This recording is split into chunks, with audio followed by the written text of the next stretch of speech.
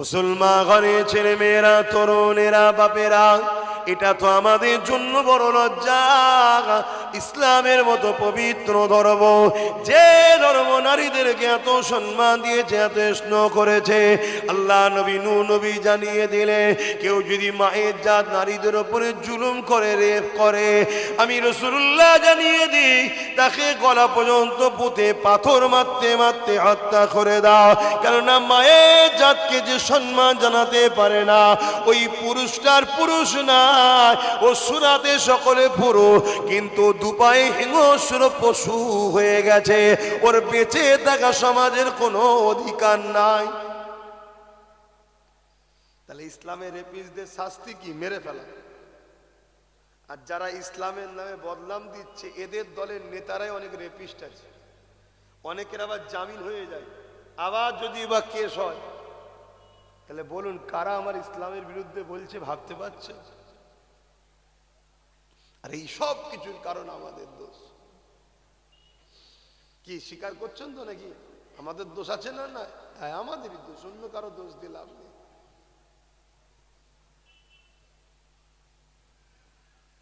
কুকুরের কাজ ঘরে ভাতটা হাঁড়ি টাড়ি যা থাকবে মুখ দিয়ে পালাবে, দরজা খুলে রেখেছে, এটা আমাদের দোষ নয়। শুধু মারলে হবে? তার তো কাজই ওটা। কিন্তু আমরা যে দরজা খুলে রাখলাম, দোষটা তাহলে কার? নিজেকে তো সেফটি রাখা দরকার ছিল।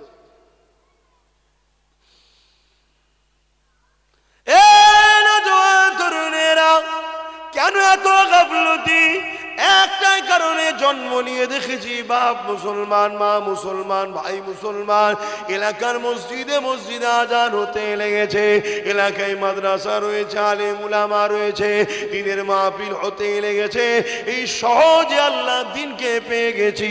এই জন্য আজ আমরা এত গাফলতি করছি। অত সেই দিন আমার আপনার কাছে আসতে গিয়ে কত মায়ের কোলকে খালি হতে হয়েছে, কত বাচ্চাদেরকে শহীদ হতে হয়েছে, কত মায়েদেরকে বিধবা হতে হয়েছে।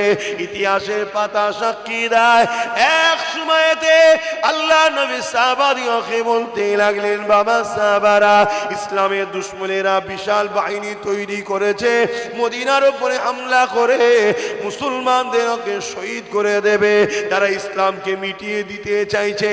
যেমন আজকে দিনে সব এক হচ্ছে তোমাকে আমাকে মিটাবে বলে, কিন্তু তোমার আমার কিন্তু কোনো খেয়াল নাই।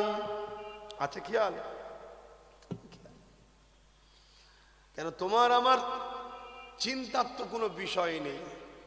কি এমন ভাবে রয়েছে, কোনো টেনশন নেই। আল্লাহ নবী যখন এ কথা বললেন, সাহাবা হুজুরকে বললেন, বাবা সাহাবারা, যার জামাল আছে নিয়ে এসে দাও। ডিফেন্স করতে হবে না? ইসলাম ডিফেন্স করা শিখিয়েছে, জুলুম করা শিখায়নি। জুলুম তো জালিমরা করে, ইসলাম ডিফেন্স করে। আল্লাহ নবীর কথা শুনে সাহাবা হুজুররা চলে গেলেন। যার যা রয়েছে আমার রাসূলুল্লাহর কদমে এসে দিতে লাগলেন।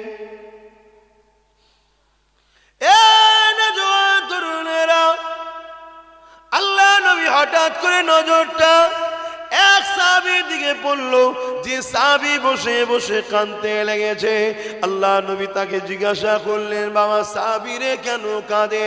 ওই সাহাবী বলতে লাগলেন, ইয়া রাসূলুল্লাহ, হাবিবাল্লাহ, আমি বড় গরীব, আমার দিবার মতো কিছু নাই, এই পরনার চাদরটুকু রয়েছে, হুজুর এটা দিলে তো আমি বেউজ্জতি হয়ে যাব, এই জন্য আমি কিছু শরীক হতে পারছি না, এই জন্য আমার বড় দুঃখ কষ্ট লাগছে, আমি কাঁদছি।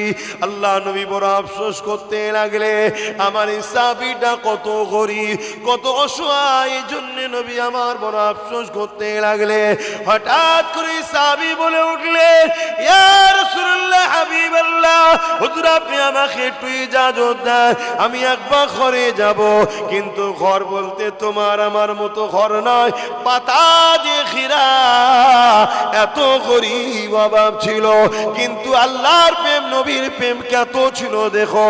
আজ আমাদের ঘর পাকা হয়েছে, মসজিদ পাকা হয়েছে, সব পাকা হয়েছে, কিন্তু ইমানটা বড় দুর্বল দুর্বল কাঁচা হয়েছে। এই জন্যই তো বলি যেদিন সংখ্যা কম ছিল আমাদের কেউ মিটাতে পারেনি, আর সংখ্যা বেশি আমরাই বড় লাঞ্ছিত অপমানিত। কারণ কি? কারণ হলো আমার কওমের মধ্যেই গাদ্দার ভরে গেছে। একমত হতে পারছেন তো নাকি? প্রকাশ্য দুশ্মন তো চিনা যায়, কিন্তু কওমের মধ্যে যখন গাদ্দার হয়ে যায় তাকে তো চিনা যায় না। এজন্য আজ আমাদের এই দুর্দশা।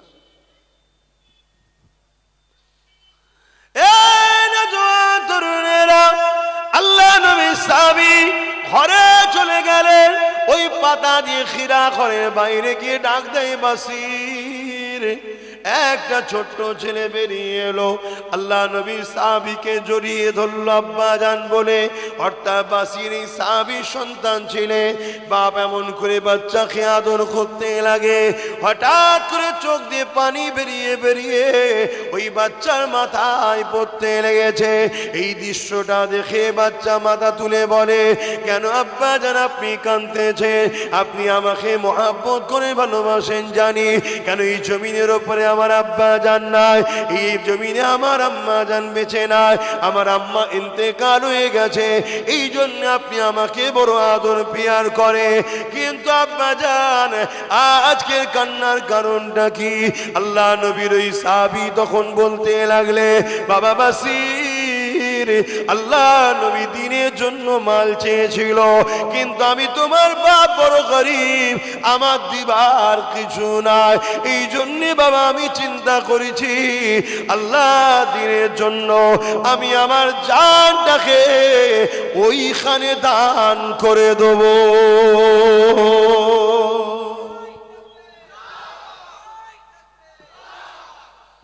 এই জন্যে বাবা তোমার সঙ্গে একটু দেখা করতে এসেছি শেষবারের মতো। কেন লড়াইয়ের ময়দানে যেতে হবে। লড়াইয়ের ময়দান কি খেলা করার জায়গা নাকি? তাই বাবা দেখা করতে এসেছি। ছেলে তো ছেলে, আমাদের মতো তো নয়।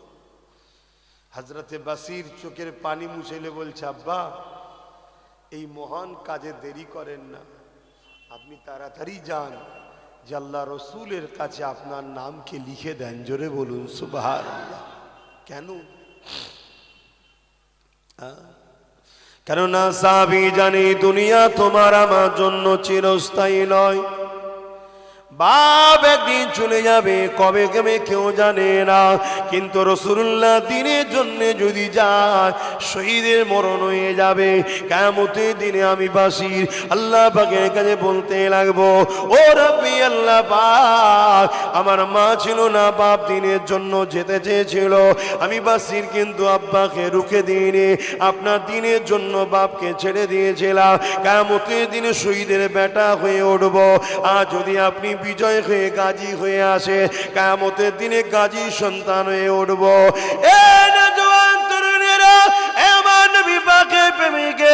মৃত্যু তো তোমার আমার সবারই হবে, কিন্তু আল্লাহ নবী জানিয়ে দিলেন শহীদানদের যখন মৃত্যু হয়, একটা পিপিলিকা কামড়ালে জানা কষ্ট হয়, তার থেকে কম কষ্ট জান বেরোবার সময় হয়। শহীদানের দরজা কতটা, শহীদদের মর্যাদা কতটা, শহীদদের সম্মান কতটা।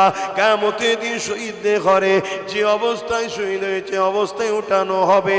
আল্লাহ পাক তাদেরকে বেহিসাব জান্নাত দেবে। সবাই যখন জান্নাতে চলে যাবে, আল্লাহ পাক সবাইকে লক্ষ্য করে সালাম দেবে।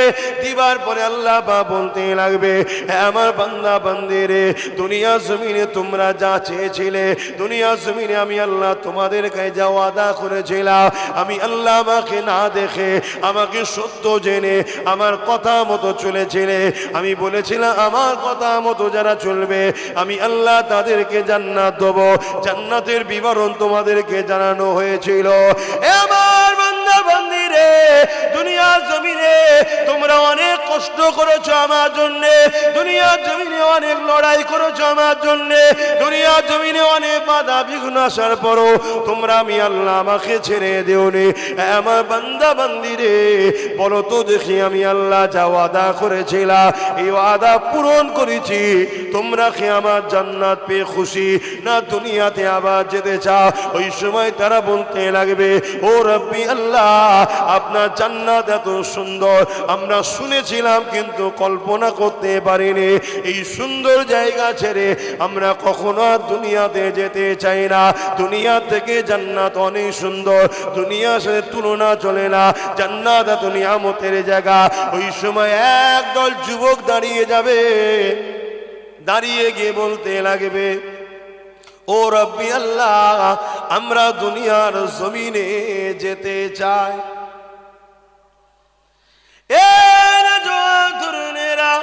আল্লাহ ওই সময় বলবে, ওরে আমার বান্দা বান্দি রে, কেন কোন জিনিসটা তোমাদেরকে দুনিয়ায় টেনে নিয়ে যেতে চায়?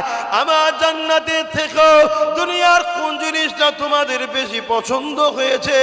ওই সময় বান্দাগুলো বলতে লাগবে, ও রব্বি আল্লাহ পাক, আপনার জান্নাত সত্যি খুবই সুন্দর, এত শান্তি জায়গা ছেড়ে কে যেতে চায়? তবে আল্লাহ, দুনিয়া জমিনে এমন একটা মজা পেয়েছিলাম, এই মজা আপনার জান্নাতে নাই। ওই মজার জন্য বারবার দুনিয়ায় যেতে চায়। কি মজা পেয়েছিলে বান্দা?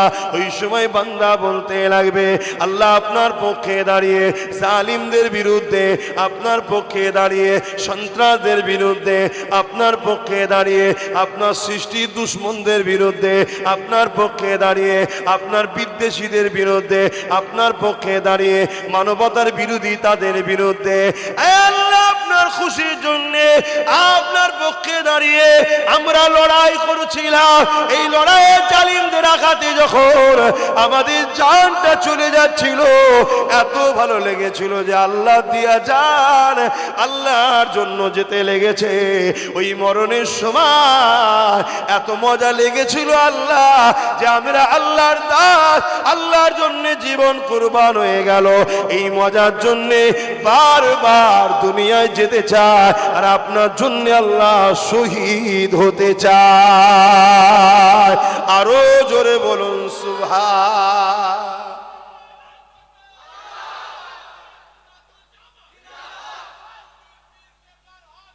জিন্দাবাদ, আল্লাহু আকবার। ভাবছেন এই দুনিয়ায় কিছু লোক আছে আমাদেরকে শুধু শুধু নরম করে রেখে দিয়েছে। জুলুমের বিরুদ্ধে যে লড়াই করার নাম ইসলাম, এই কালচার থেকে আমাদেরকে সরিয়ে দিয়েছে। এটা একটা প্ল্যান। যে মুসলমানকে শুধু তসবিহ দাও, নামাজ পড়ো, রোজা রাখো, জিকির করো, মুসলমান যেন অন্যায়ের বিরুদ্ধে না লাগে। এটা ব্রিটিশরা চক্রান্ত করে খুলেছে, সেই দিন থেকে চলে প্রায় 100 বছরের পরিকল্পনা এটা। আর 100 বছর আগে দেখুন আমাদের হাতে দুনিয়া ছিল, সুলতান আব্দুল হামিদ সাহেব নেতৃত্ব দিত। এই 100 বছর ধরে আমাদেরকে এক শ্রেণীর মানুষ গুমরা করে দিয়েছে। শুধু নামাজ দিয়েছে, তসবিহ দিয়েছে, বাবা আল্লাহ আল্লাহ কর, আল্লাহ আল্লাহ কর, আল্লাহ আল্লাহ কর। ইসলামে শুধু নামাজ আছে, আর কিছু নেই। হ্যাঁ, আজান হচ্ছে, শুনতে পাচ্ছ?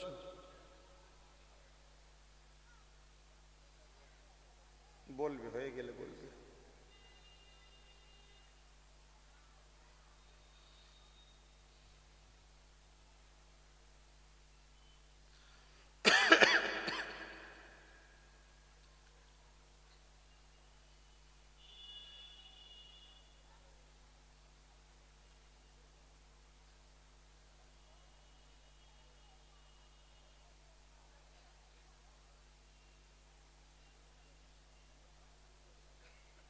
এই মহল্লায় হচ্ছে না?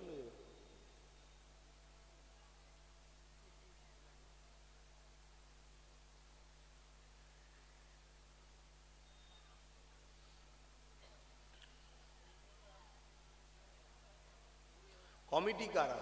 তোমাদের মহল্লায় আজান হচ্ছে, তাহলে সেটা তো বলবে। মহল্লার হককে আদায় করতে হবে। দরুদ শরীফ আল্লাহুম্মা সাল্লি আলা,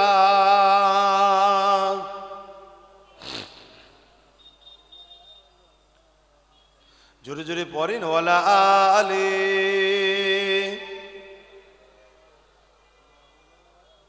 এসব ইমানের দুর্বলের লক্ষণ।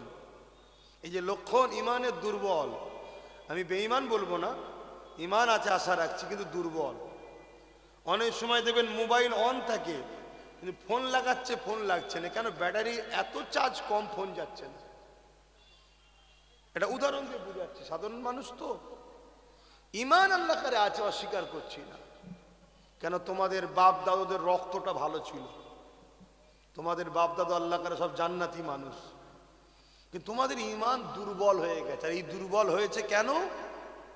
দুনিয়ার খারাপ সোহবতে বসে বসে গানে লিখেছে, ফাংশন লিখেছে, যাত্রায় লিখেছে, মেলায় লিখেছে, খেলায় লিখেছে। দেখছেন না, খেলা মেলা হই হচ্ছে। এই করে করে আমাদের ইমানকে দুর্বল করে দিয়েছে। তারপরে ওই ফ্রিতে খাওয়া, ফ্রিতে বিরিয়ানি, ফ্রিতে খাওয়া, ফ্রিতে ঘুগনি মুড়ি, যা পাচ্ছে খেয়ে নিচ্ছে। যে ফ্রি কিসের পয়সা একবারও দেখছে না। নফসকে কন্ট্রোল করো। যদি এই ভাইটাকে, বাবাজিটাকে পছন্দ হয়, কথা কোনো লাও, তারপরে আবার মদ বিক্রি করার টাকা দিচ্ছে মা বোনেদেরকে, আর এক ধ্বংস করার আলামত।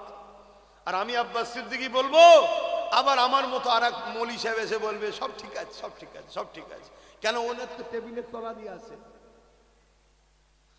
তোমাদেরকে বাঁচাবার স্বার্থে বলছি, ভাবো।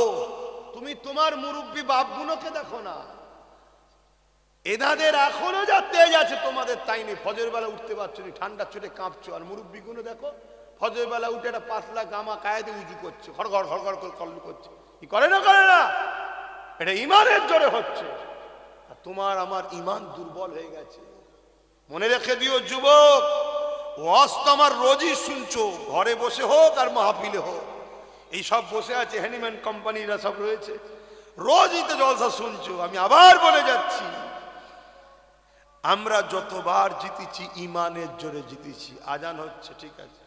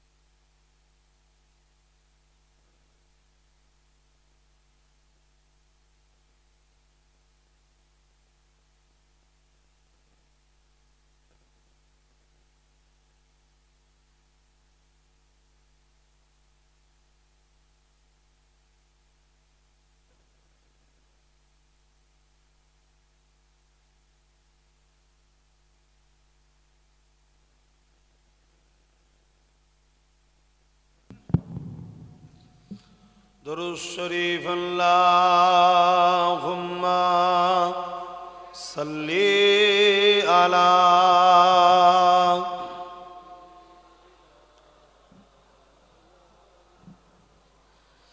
वला आली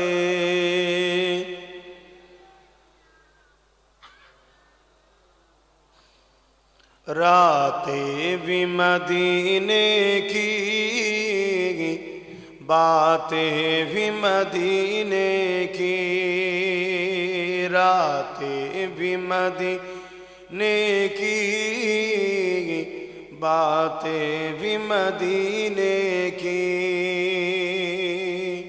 जीने में ये जीना है, क्या बात है जीने की।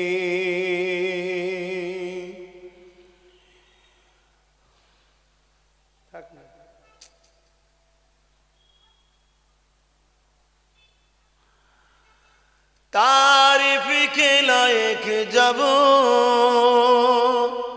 अल्फाज नहीं मिलते,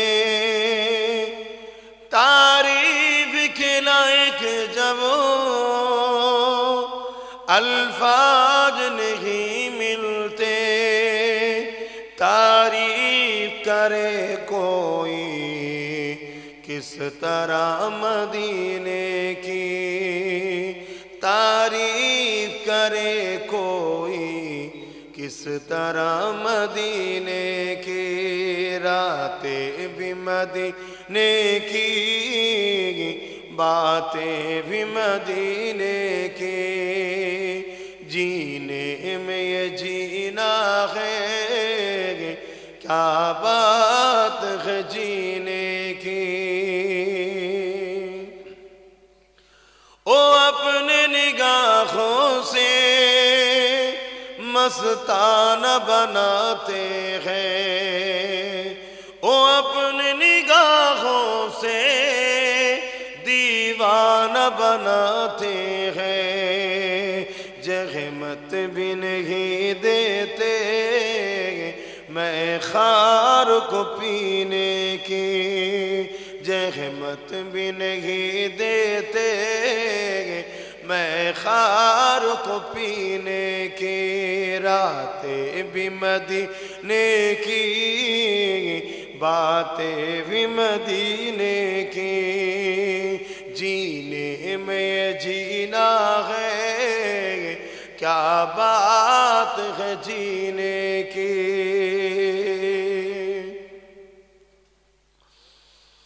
अरसा तैबा की जिस गलियों से गुजरे, अरसा तैबा की जिस गलियों से गुजरे, इस वक्त भी गलियों से खुशबू है पसीने की। बोलून ना सुभान अल्लाह, आरो जोरे बोलून। नारी दिबे, नारी दिबे, लब्बैक लब्बैक लब्बैक, नारी दिबे। আমার রাসূলকে আল্লাহ খুশবু করে পাঠিয়েছে, জোরে বলুন সুবহান। সেই নবীর হয়ে যাও যুবক। 1450-1500 বছর আগে যে যে গলি দিয়ে আমার রসুল ঘুরেছে, ওই ওই গলি দিয়ে আজও গেলে মক্কা মদিনা তায়েফে আমার রসুলুল্লাহর পাসিনার খুশবু পাওয়া যায়, জোরে বলুন সুবহানাল্লাহ। সেই নবী তোমার আমার নেতা। এই নেতাকে ছেড়ে দিয়ে কাদের পিছনে ঘুরছো? মাফ করবে ভাষা খারাপ হলে, তাদের শরীর থেকে মাফ করবেন। আর বলছি না, আর বলছি না, রাসূলুল্লাহকে ধরো, নবীকে মানো, নবীর গোলাম হয়ে যাও। দুনিয়ার কোনো ক্ষমতা নাই তোমাকে মিটাতে পারবে, আর আল্লাহ জাহান্নামে তোমাকে পুরাতে পারবে না। জোরে বলুন সুবহানাল্লাহ, আরো জোরে বলুন সুবহানাল্লাহ। একদল লোক পুলসিরাত দিয়ে যাবে, জাহান্নাম চিৎকার করে বলবে আল্লাহ এদেরকে তাড়াতাড়ি পার করেন। এদের অন্তরে আপনার ও আপনার হাবিবের ইশকের আগুন জ্বলছে। জোরে বলুন সুবহানাল্লাহ। সেই নবীর হয়ে যাও। আল্লাহ নবী কেমন খুশবু ছিলেন, নবী পাকের পাক আলিয়া আমাদের আম্মা জানেরা রাসূলুল্লাহ শরীর থেকে যখন পাসিনা বেরোতো, ওই পাসিনাকে হাতে করে চেঁচে চেঁচে নিয়ে পাত্রের মধ্যে রেখে দিয়ে ওই পাসিনা যখন কেউ কোনো বিবাহ বা অনুষ্ঠানে যেত, কোনো মাহফিলে যেত, কোনো এমন জায়গায় যেত, তখন এই পাসিনা তাকে লাগিয়ে দেওয়া হতো। ওই মাহফিল ওই জায়গাতে যারাই থাকতো তারা বলতো, এই খুশবু কোথা থেকে পেয়েছেন, কোথা থেকে পেয়েছে? তারা বলতে লাগে, এই খুশবু হলো আমার রাসূলুল্লাহর পাসিনা।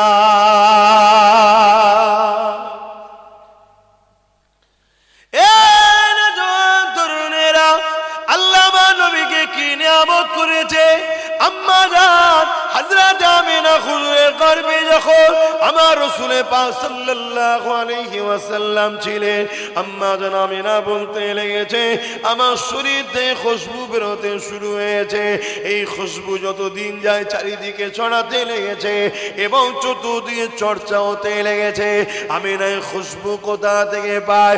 এই খুশবু তো মক্কার কোনো দোকানে পাওয়া যায় না। এই খবর ছড়াতে ছড়াতে ছড়াতে রাসূলুল্লাহ দাদা জান হযরত আব্দুল মুত্তালিব হুজুরের কানে চলে গেছে। আব্দুল মুত্তালিব হুজুর তখন মক্কার শাহিনশাহ ছিলেন, মক্কার সর্দার ছিলেন, মক্কার লিডার ছিলেন। এই জন্য রাসূলুল্লাহ দাদা জান রাসূলুল্লাহ দাদি জানের সঙ্গে আলোচনা করতে লাগলো। চারিদিকে চর্চা চলছে, আমিনা কি খুশবু মাখে। আমিও খেয়াল করে দেখতে লেগেছি, এই খুশবু তো দুনিয়ার কোনো জায়গায় পাওয়া যায় বলে আমি আবুল মুত্তালিবের জানা নাই। অনেক ভিআইপি লোকের সঙ্গে আমার উঠা বসা হয়, অনেক বিভিন্ন দেশে প্রেসিডেন্ট হিসাবে যেতে হয়, কিন্তু এই খুশবু কখনো কোনো জায়গাতে আমি পাইনি। তাই চলো আমিনাকে জিজ্ঞাসা করা যায়। রাসূলুল্লাহ দাদি যেন বলতে লেগেছে, আমি আপনাকে বলবো বলবো মনে করি, কিন্তু আপনি কাজে ব্যস্ত বলা হয় না। আরে আমিনা যখন কোন ঘরের মধ্যে প্রবেশ করে বা ঘর থেকে বাইর হয়, আমি ঘরের মধ্যে যখন প্রবেশ করি বা হাম্মাম খানা গোসল খানাতে যায়, আমি তারপরে যখন ঢুকি আমি অবাক হয়ে যায়, যেন মনে হয় কোন আতরের গোডাউন ফ্যাক্টরিতে ঢুকে গেছি। আরো জোরে বলুন সুবহান।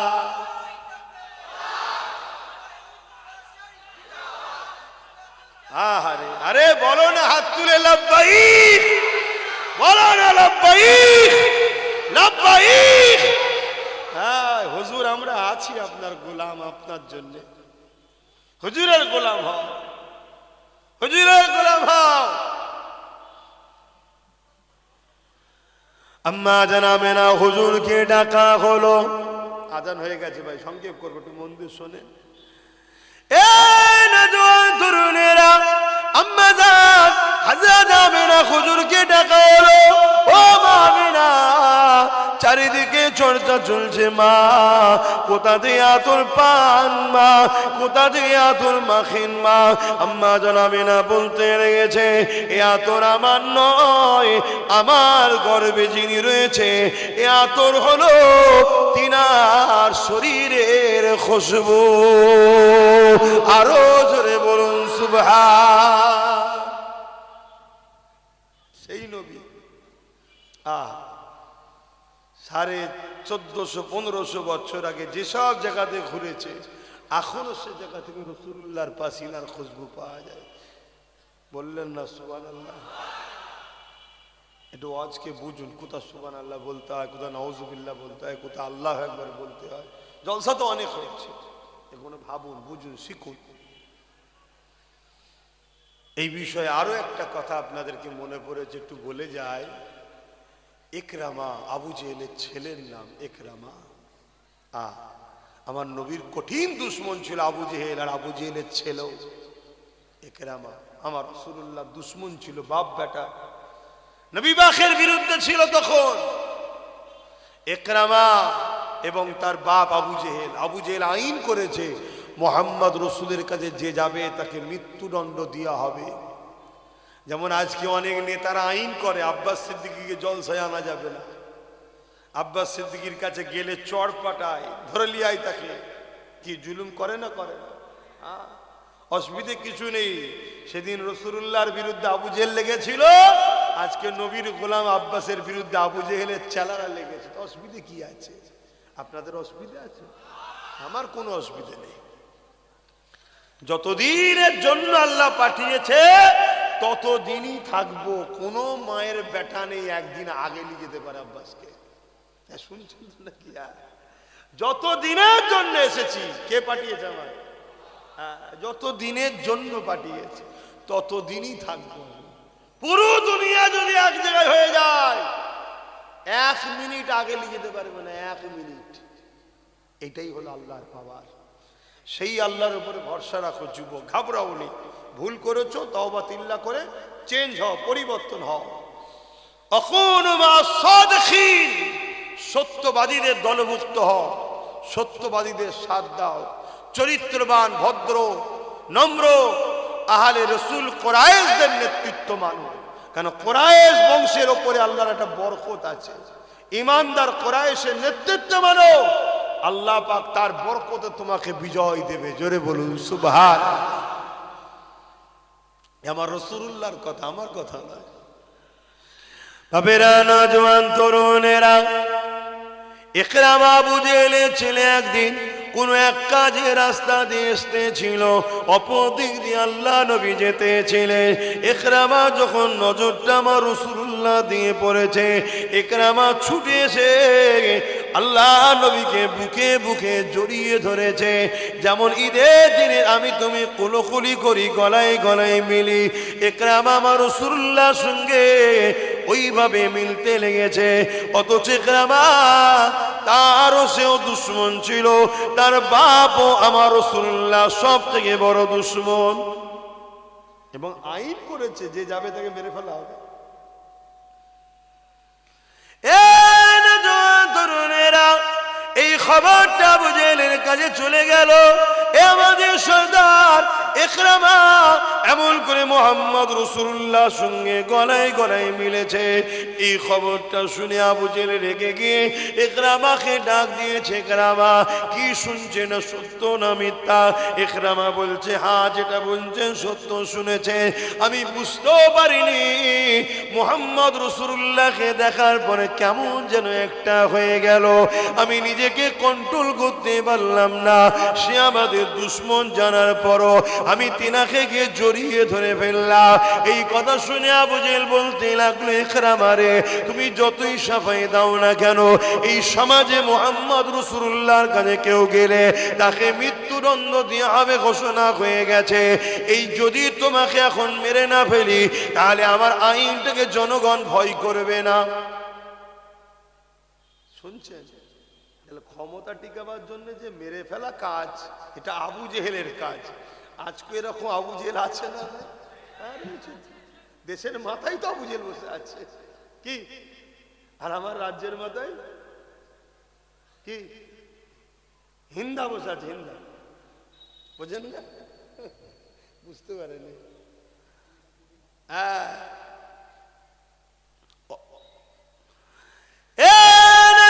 তরুণেরা, এমন নবী পাখির প্রেমিকেরা, বাবারা শুনে রেখে দাও, জেনে রেখে দাও, ঈমান কাকে বলে? রাসূলুল্লাহকে আল্লাহ কি নিয়ামত করেছে, সেই রাসূলুল্লাহ চর্চা তো বন্ধ হয়ে গেছে।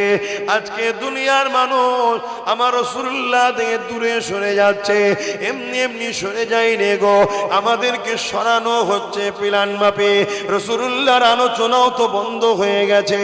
এ যুবকেরা, তরুণেরা, বাপেরা, আল্লাহ নবী নূহ নবী দয়া নবীর সঙ্গে গলায় গলায় মিলার জন্যে আবু জেহেল ঘোষণা করে দিল তার সৈন্যদের ঘরে, আমি সর্দার আমার ছেলেকে সবার সামনে ফাঁসি দেবে, শুলিতে চড়াবে। এটা একটা কেমন অপমান চুকট লাগে, এই জন্যে আমার ছেলেকে জঙ্গলে নিয়ে গিয়ে বেঁধে দাও, হিংস্র পশুরা তাকে ছিঁড়ে ছিঁড়ে খাবে। কথা মতো নিয়ে গিয়ে আমাকে বেঁধে দেওয়া হলো। এই দিকে তারা চলে আসলো, জঙ্গল থেকে চারিদিকে হিংস্র পশুরা একের পর এক আসতে লেগেছে, কিন্তু একরামা দেখতে লেগেছে ওই হিংস্র পশুগুলো আমার কাছে কেউ আসছে না, সব কিছুটা দূরে গিয়ে বসে বসে আমার মুখের দিকে তাকিয়ে রয়েছে।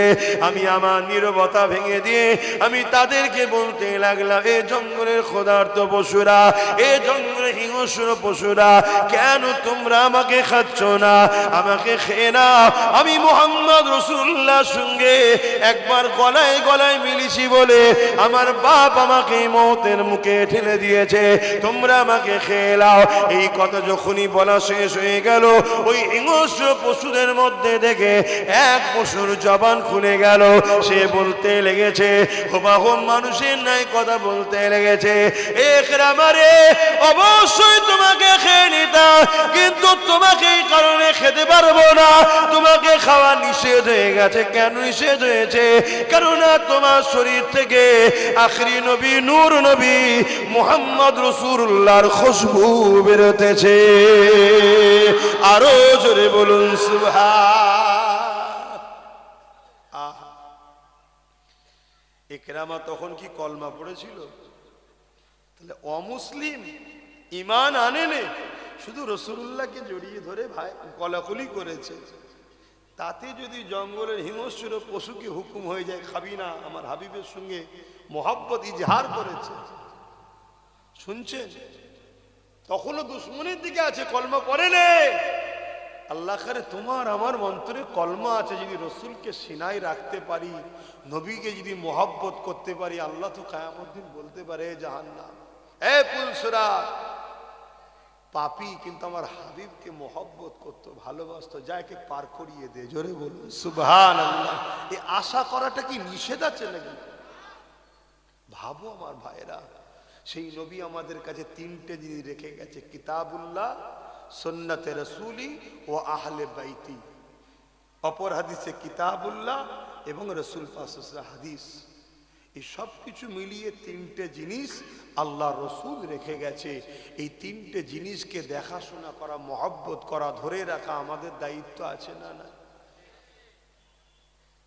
আজকে কোরআনের উপরে আঘাত হচ্ছে, রাসূলের সুন্নাতের উপরে আঘাত হচ্ছে, আহলে বায়াতদের উপরে আঘাত হচ্ছে, নবীর খানদানদের উপরে আঘাত হচ্ছে। এ উম্মতে মুহাম্মাদী, যারা আঘাত দিচ্ছে কোনো একটা জায়গায়, তাদেরকেই তো শক্তিশালী আমরাই করে ফেলছি। বলো আমার কথা ভুল হচ্ছে? আল্লাহর কাছে জবাব দিতে হবে। পরিবর্তন হও, ভাবো। আমার কোরআন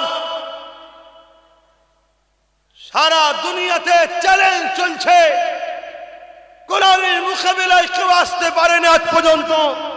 এই কোরআন যুগ যুগ ধরে চ্যালেঞ্জ দিচ্ছে, যদি এই কোরআনকে কেউ বলো মানুষের লেখা, কোরআন বলছে তোমরা আল্লাহ ছাড়া সব পায় এক জায়গায় হও, হয়ে কোরআনের না একটা কিতাব তো লিখতে পারবে না, কমসে কম একটা সূরা লিখে দেখাও।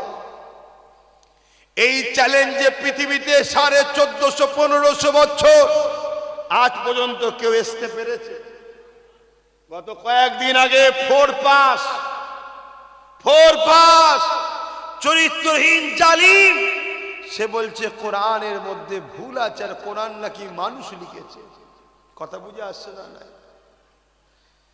তাহলে তোমরা যতগুলো জালিম অত্যাচারী আছো, সব এক জায়গায় হও না, হয়ে দেখাও না একটা সূরা লিখে। এই কোরআনকে নিয়ে পৃথিবীতে যুগে যুগে রিসার্চ হচ্ছে। কেউ 27 বছর, কেউ 28 বছর ধরে রিসার্চ করার পর তারা বলতে বাধ্য হয়েছে কোরআন কোনো মানুষের কথা নয়, কোরআন হলো কালামুল্লাহ, আল্লাহর কথা। তাই আমিও কোরআনকে মেনে নিলাম। জোরে বলুন সুবহানাল্লাহ। আমেরিকা বলুন, ব্রিটেন বলুন, ফ্রান্স বলুন, আর হিন্দুস্তান বলুন, আজও দলে দলে দলে দলে দলে দলে মানুষ কোরআনের দিকে আসছে, জোরে বলুন সুবহানাল্লাহ। তাই এরা কোনো দিক দিয়ে বাদ দিতে পারছে না, লাস্টে কোরআনের নামে মিথ্যাচার করছে, কোরআনের নামে মিথ্যাচার করছে। কোথা থেকে একটা কি লিখে নিয়ে ফেসবুকে ছেড়ে দিয়ে বলছে এই দেখো আমি যা বলেছিলাম এই তো। ওরে মূর্খ, কোরআনের শানে নজুল কাকে বলে বুঝিস?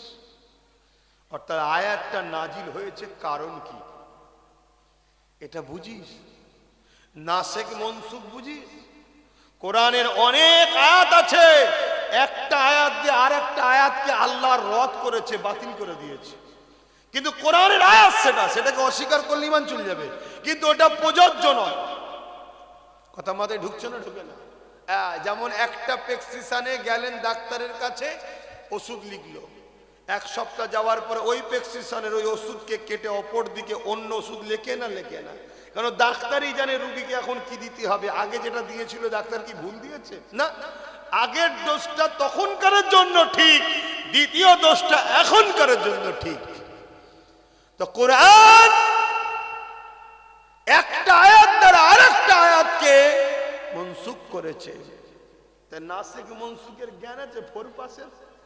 ফোরপাস তো নিজের ধর্মের জ্ঞান নেই, ফোরপাস তো ধর্মগুরু সম্বন্ধে জ্ঞান নেই।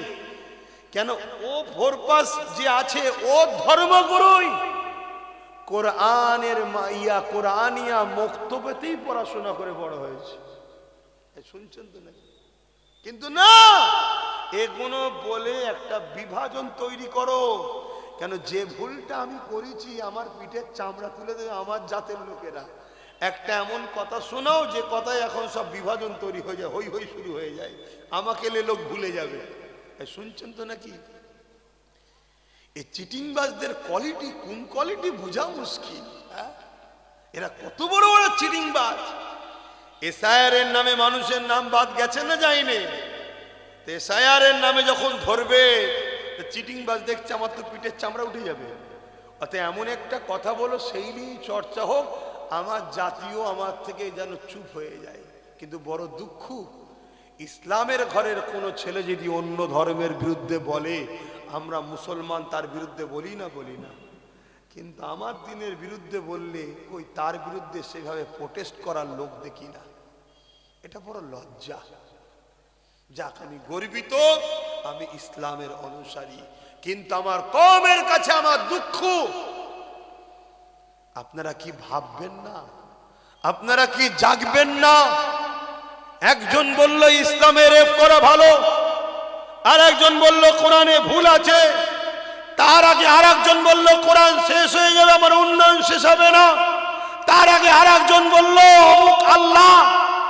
তার আগে কেউ বলছে মিড ডে মিলের খাবার মাদ্রাসার বাচ্চাদের দেবো না, পথচারী কুকুরের বাচ্চাকে দেবো, তো মাদ্রাসার বাচ্চাকে দেবো না।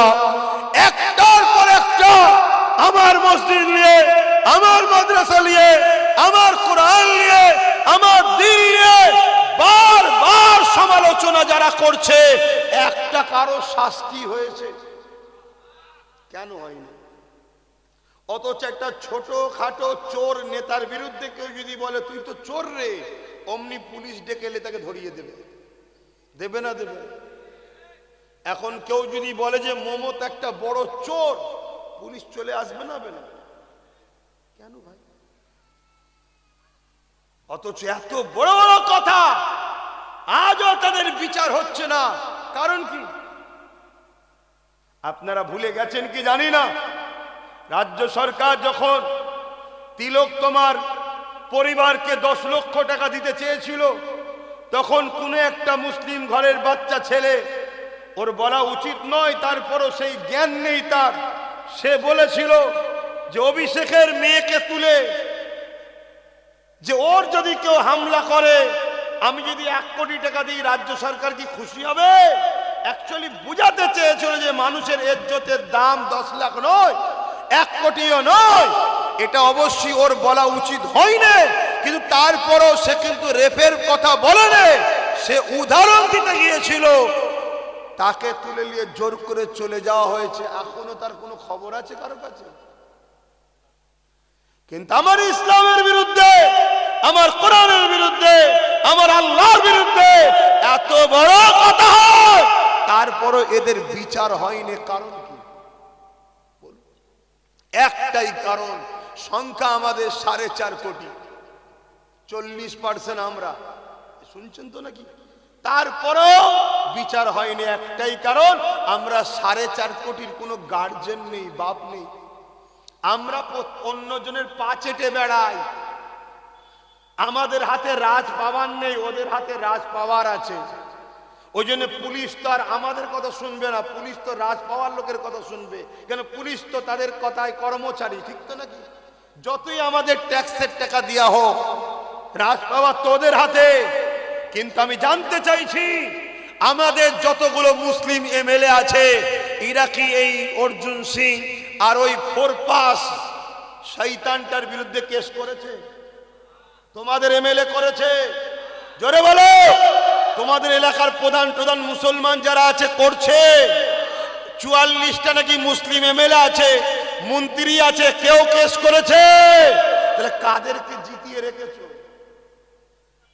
বলো?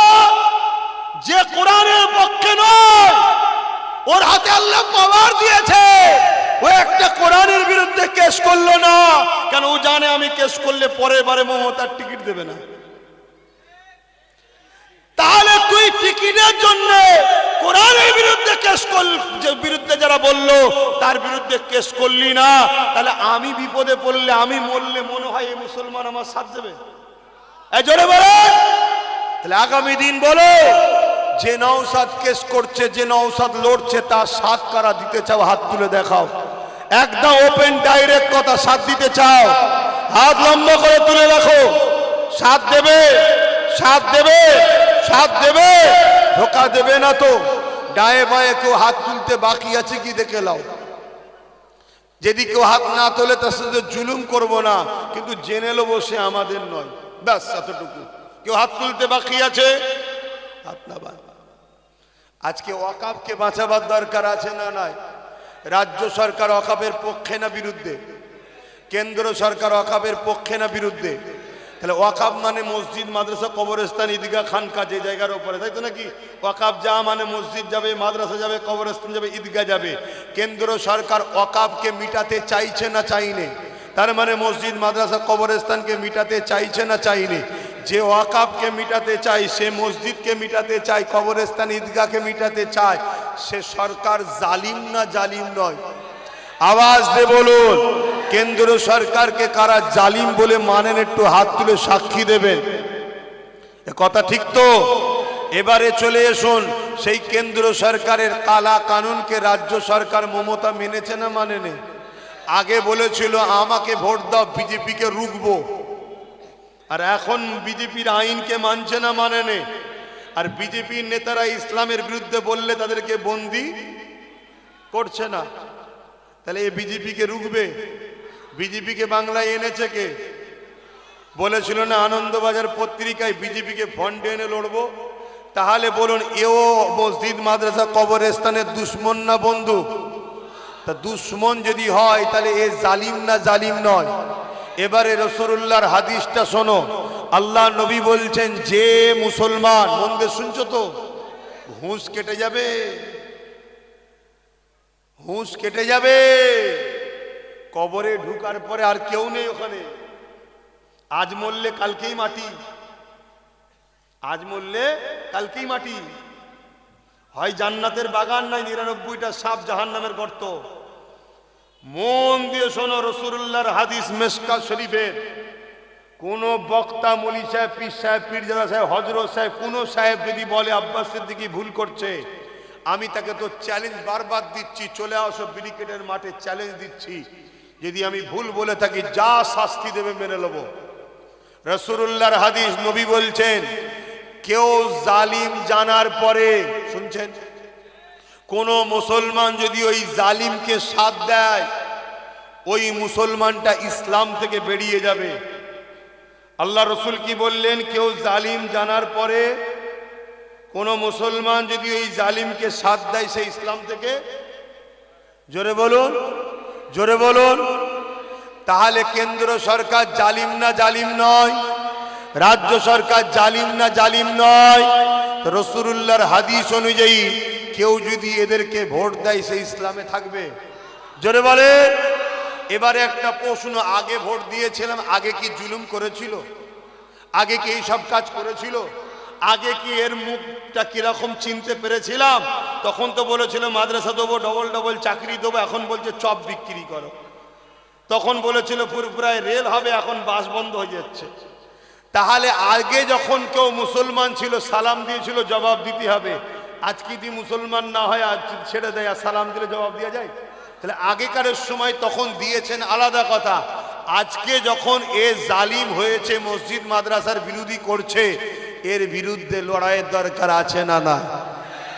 দুর্গাপুরে রাজ্য সরকার বোলডুজার দিয়ে মাদ্রাসা ভেঙেছে। আরে বিজেপি সরকার তো প্রকাশ্য দুশ্মন জানিয়ে মসজিদ মাদ্রাসা ভাঙছে। নদিয়াতে ওয়াকাফের জায়গায় ঈদগাহ আছে, ঈদগাহকে রাজ্য সরকার বোলডুজার দিয়ে দখল করছে। খবর রাখো সব। তাহলে বলো, রাসূলুল্লাহর হাদিস, কেউ জালিম জানার পরও তাকে যদি শক্তিশালী করে, ওই মুসলমান ইসলাম থেকে বেরিয়ে যাবে। ভোট দেয় হারাবার জন্য না শক্তিশালী করার জন্য? তাহলে রাজ্য সরকারকে কেউ ভোট দিলে, কেন্দ্র সরকারকে ভোট দিলে ঈমান থাকবে? আওয়াজ দিয়ে বলো থাকবে। এদের বিষয়ে যদি আমি আপনাদেরকে সজাগ করি, আমি ভুল করছি? তাহলে আমার সাথে বলো, দিদি মুদিকে ভোট কারা দেবে না হাত তুলে সাক্ষী দাও। লম্বা হাত তোলো, লম্বা হাত তোলো। আল্লাহ ছাড়া অন্য কাউকে ভয় করো, আল্লাহ ছাড়া অন্য কাউকে ভয় করো, হাত দেবে না, খবরদার। তাহলে ভোটটা তো দিতে হবে কাউকে। আমডাঙ্গার মানুষ, তোমরা ভোট দেবে নওশাদ সিদ্দিকীকে, দেবে না? কারা দেবে হাত তুলে সাক্ষী দাও। এবারে কালকে কেউ বলতে পারে হুজুরের ছেলে এসে সব ঠিক আছে, লাস্টে 10 মিনিট রাজনীতির কথা বললো কেন? বলতে পারে না, পারে না? যখন রাজনীতির নেতারা, কি হাত নাবানো হয়ে গেছে কেস, যখন রাজনীতির নেতারা, শুনছেন তো নাকি? আমি বলতে দেবেন না? যখন রাজনীতির নেতারা রাজনীতির জায়গায় দাঁড়িয়ে মানুষের শিক্ষা, স্বাস্থ্য, কর্মসংস্থান, বেকারত্ব দূর করার কথা ভুলে গিয়ে রাজনীতির পাওয়ারে দাঁড়িয়ে আমার ধর্মের উপরে যখন আঘাত দেয়, আমার অকাপকে যখন মিটাতে চায়, আমার মতো হুজুরের দায়িত্ব আমার জায়গায় দাঁড়িয়ে ওই জালিম হুকুমতদের বিরুদ্ধে বলা দরকার আছে না না? তুমি তোমার জায়গায় ফিরে যাও, ধর্মসভায় এসে আমি তোমাদের বিরুদ্ধে কিচ্ছু বলবো না। আর তুমি কি করছো? ইফতারের পার্টির নামে আমার ধর্মের একটা পবিত্র ইফতারকে রাজনীতি করছো না করনি? কলকাতায় রেড রোডে ঈদের নামাজে তুমি মহিলা মানুষ, আমার ধর্মে মহিলাদের নামাজে যাওয়া নিষেধ আছে না নাই? আপনার বাড়ির মা বোনেরা ঈদগায় যায়, তাহলে তুমি কেন গেলে? রাজনীতি করার অন্য দিন পেলে না? না, আজকে ফ্রিতে 1 লক্ষের উপরে লোক পেয়েছে, একটু লাঠি ঘুরিয়ে নি।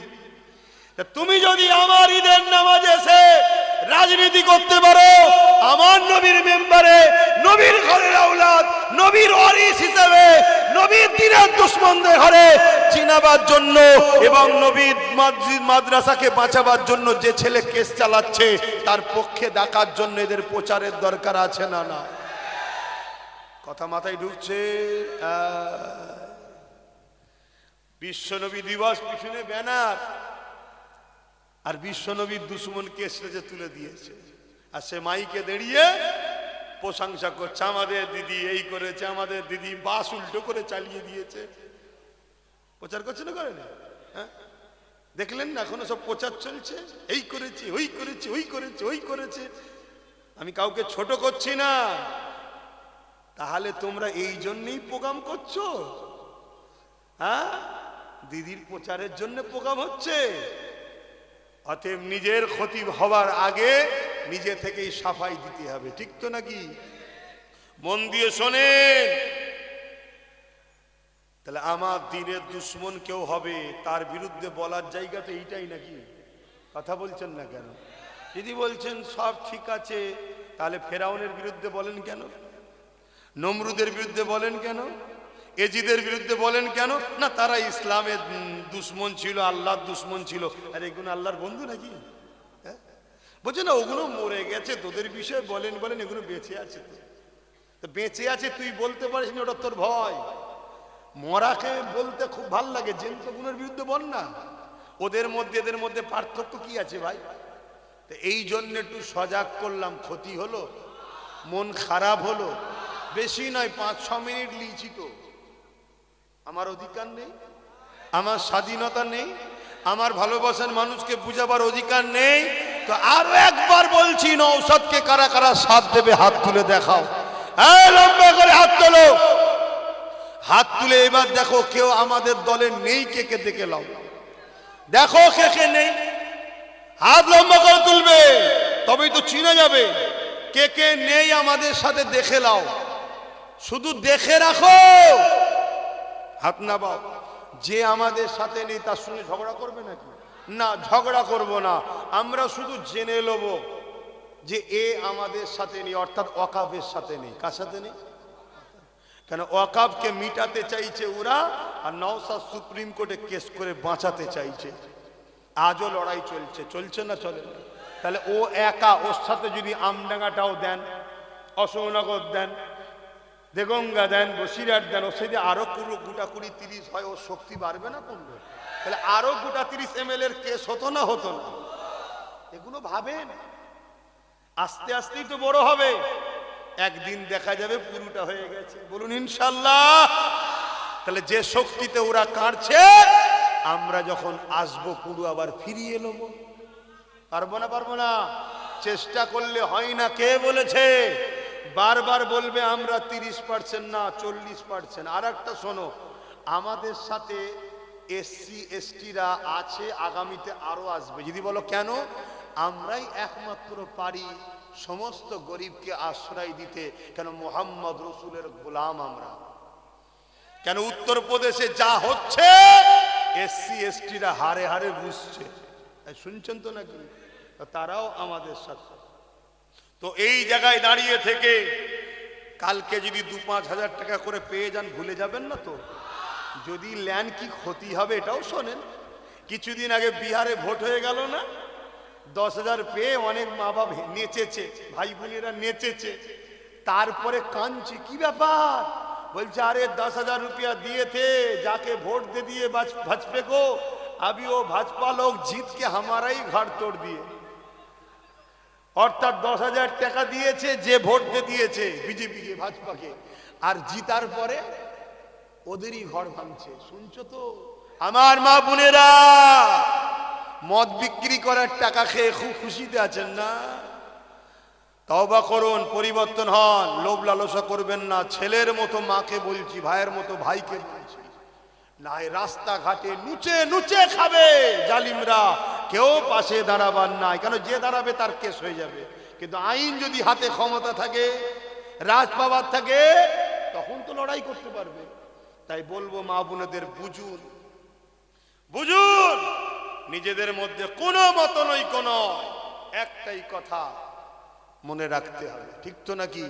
তো ভাইয়েরা আমার, যদি কোনো ভাই আমাদের সঙ্গে হাত না তোলে, এই জন্য দেখতে বললাম, সে আমাদের নয়, জেনে লিয়া দরকার। ঠিক তো নাকি? তবে যারা ইসলামের দুশ্মনদের সাথে আছে, মুসলমান দাবিদার, আমার তাদের নিয়ে দুটো সন্দেহ হয়। নাম্বার 1 সন্দেহ, মুসলমান ঘরে জন্ম হয়েছে, মুসলমান সেজে আছে, হয়তো ও ভেতরে ভেতরে ইসলামকে ছেড়ে দিয়েছে। শুনছেন তো নাকি? শুধু সেজে আছে, আমাদের খবরাখবরগুলো দেবে বা আমাদেরকে ধোকা দিচ্ছে। তাই এই গাদ্দারকে চিনা দরকার আছে না? না হয় এই কোয়ালিটিতে, আর নচেত আমার খেতে চাষ হয়েছে, কিন্তু চাষ অন্যজন করে দিয়েছে। বুঝতে পারছেন তো নাকি? প্রোটেকশন অন্যজনের। না হয় কোন মুসলমানের খুন, মুসলমানের বেটা, মুসলমান যত গুনাহগারই হোক, ইসলামের ক্ষতি করতে পারে না। ক্ষতিকারকে সাথ দিতে, এটা মাথায় থাকবে তো নাকি? এটা বলা দরকার ছিল না? ছিল না? আমার টাইমে বলেছি, আপনাদের টাইমে নয়। আসেন একটু সালাম করে লি। ইয়া নবী